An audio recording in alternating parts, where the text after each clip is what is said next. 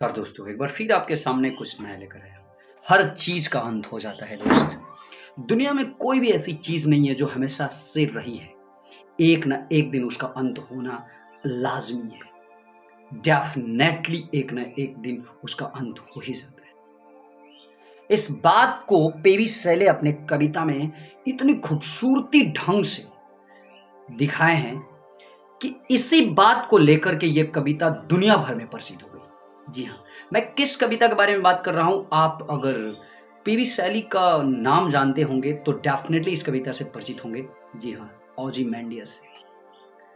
PV शैली का masterpiece अगर देखा जाए तो ये एक छोटी सी कविता 14 लाइन की एक सोनेट है।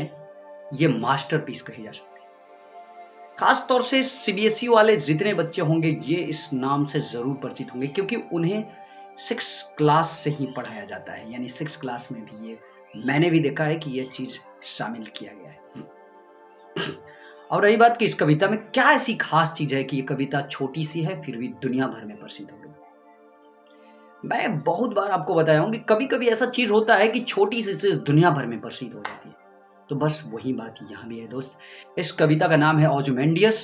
ओzymandias का थीम कुछ इस प्रकार है कि ये एक राजा का नाम था बहुत पहले। एक प्रतापी राजा जो राजाओं का राजा होता है और बाद में सब कुछ खत्म हो जाता है। तो इसी की एक छोटी सी कहानी है कविता के माध्यम से। इसमें क्या बताते हैं मैं बता देता हूँ। इस थीम में ये भी शामिल है कि इससे आप कितना सीख सकते हैं कि आप कितना भी ताकतवर क्यों ना हो, एक ना एक दिन आपको यहाँ से सब कुछ छोड़कर जाना होगा। आपका अस्तित्व खत्म हो जाएगा। तो इस कविता में यही पीवी शैले बताते हैं। कम दिन तक रहे पीवी शैले, लेकिन जो कुछ भी लिखे बहुत प्रसिद्ध हो। चलिए तो मैं शुरू करता हूँ लाइन बाय लाइन। हालांकि ये कविता अंग्रेजी में है, लेकिन आप चिंता मत कीजिए, मैं प्रत्येक लाइन को हिंदी में भी आपको बताऊंगा। I met a traveler from an antique land।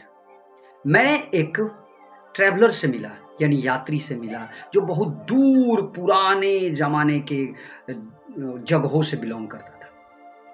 उसे उसने कहा, two vast and trunkless lakes of stones stand in the desert near them on the sand।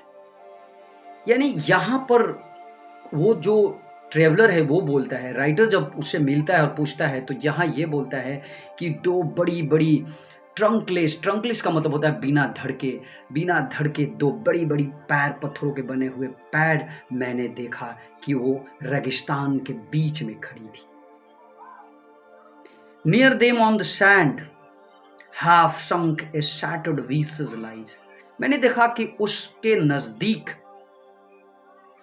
आधा धसा हुआ, कहाँ यानी आधा वो पत्थर की जो छोटी छोटी बिना धड़ की टांगे थी वो जमीन के अंदर धसी हुई वो दोनों टांगे मैंने देखा। एंड शैटर्ड वेसेस लाइज, और मैंने देखा कि बगल में एक, यहाँ पर वेसेस का मतलब होता है फेस, चेहरा, मुंह, नक्शा। तो मुंह का नक्शा, ये एक मुंह यानी मुंडी पड़ा हुआ था। Whose frown and wrinkled lip, मैंने देखा कि उस पे एक्सप्रेशंस थे, यानी कि ऐसा लग रहा था वो कोई जिंदा व्यक्ति का चेहरा हो, ऐसे ही पड़ा है, काट कर रख दिया गया हो और हाल फिलहाल में उसे मारा गया हो, ऐसे चीज को दर्शाता है। वो एक्सप्रेशन थे उस चेहरे पे। एंड रिंकल डीप, वो होठों पे झुर्रियां थी। And sneer of cold command, ऐसे लग रहा था कि कोई घमंडी व्यक्ति का वो मुंडी है जो अभी अभी आदेश दे रहा हो। कोई घमंडी व्यक्ति किसी को आज्ञा देता हो, कोई आदेश देता हो, तो उस तरह का चेहरा था। Till that it's A sculptor well whose passion did। ऐसा लगता था कि मूर्तिकार ने जिसने उस मूर्ति को बनाया है वो पूरी तरह से उस चेहरे के एक्सप्रेशन को पढ़ लिया है। Which yet survive, जो अभी वो जिंदा है। कई साल बीत गए फिर भी वो उसके एक्सप्रेशन अभी जिंदा है। चेहरे का एक्सप्रेशन ऐसा लग रहा है कि अभी जिंदा व्यक्ति का एक्सप्रेशन हो, अभी भी उस चेहरे में जिंदा ऐसा प्रतीत होता है। मूर्तिकार ने कितना खूबसूरत ढंग से उसे बनाया है। Stamped on these lifeless things, वो बेजान चीजों में सब कुछ कायम है ऐसा लग रहा है। The hand that mocked them and the heart that fed. यानी कि वो ऐसे किया हो जैसे वो पूरी तरह से वो सब कुछ समझता हो वो मूर्तिकार, और हूबहू उन सारी चीज़ों को, फीलिंग्स को राजा से समझ करके वो मूर्ति में उतार दिया हो। On the pedestal these works appear, और नीचे बगल में एक पत्थर पे कुछ वर्ड्स लिखे हैं। क्या लिखे हैं ध्यान दीजिएगा। My name is Ozymandias king of kings, मेरा नाम ऑजमेंडियस है, राजाओं का राजा।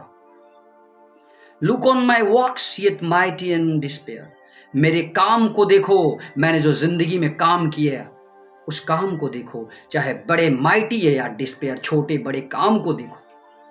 Nothing besides remains round the decade of that colossal rape boundless and bare, यानी जो कुछ भी बनाई गई चीजें थी कुछ भी नहीं बची, समय के साथ सब कुछ डिके खत्म हो गया। समय के साथ कुछ भी नहीं बचा, सब कुछ खत्म हो गया। देखो मैंने जो कुछ भी किया सब बर्बाद हो गया। The loan and the label sand stage far away, दूर दूर इस रेगिस्तान में कुछ नहीं बचा, बशर्ते वो मूर्ति के सिवा, आप बोल सकते हैं टूटी फूटी उस मूर्ति के सिवा। दोस्त, इस कविता से इतना तो जरूर सीखने को मिले कि आप कितना भी शक्तिशाली क्यों ना हो, लेकिन कोई अस्तित्व आपका एक दिन नहीं रहेगा। तो इसलिए हमेशा भाईचारा बनाकर हमें रहना चाहिए। बहुत ही सुंदर कविता है ये। नमस्कार, जय हिंद, पढ़िएगा जरूर।